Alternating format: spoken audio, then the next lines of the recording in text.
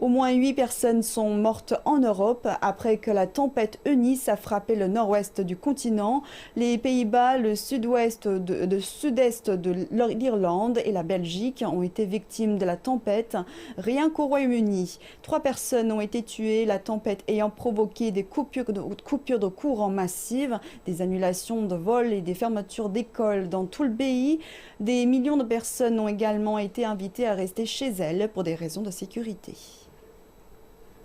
Les alertes ont été diffusées bien à l'avance, mais même avec une catégorie d'alerte rouge, la plus élevée au Royaume-Uni, qui prévient d'un danger pour la vie, les gens ont quand même tenté leur chance en regardant la tempête Eunice toucher terre.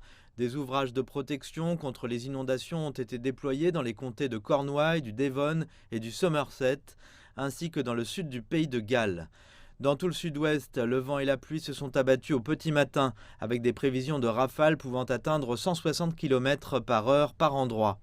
Au cours de la nuit, une deuxième alerte rouge à la tempête a également été mise en place pour Londres et le sud-est, car la trajectoire de la tempête devrait se diriger vers le nord en passant au-dessus du Royaume-Uni. Dans tout le sud de la Grande-Bretagne, il a été conseillé aux gens de rester à l'intérieur et de limiter autant que possible leurs déplacements. Des centaines d'écoles ont été fermées, de même que d'autres bâtiments publics, en particulier ceux dont les toits sont en verre.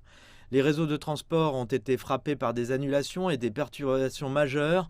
Les coupures de courant ont déjà privé d'électricité des milliers de propriétés dans le sud-ouest de l'Angleterre et le sud du pays de Galles.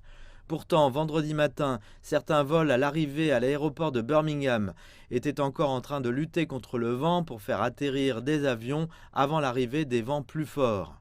La tempête Eunice devrait entrer dans les annales comme l'une des plus grandes, sinon la plus grande, tempête à frapper le Royaume-Uni depuis 30 ans.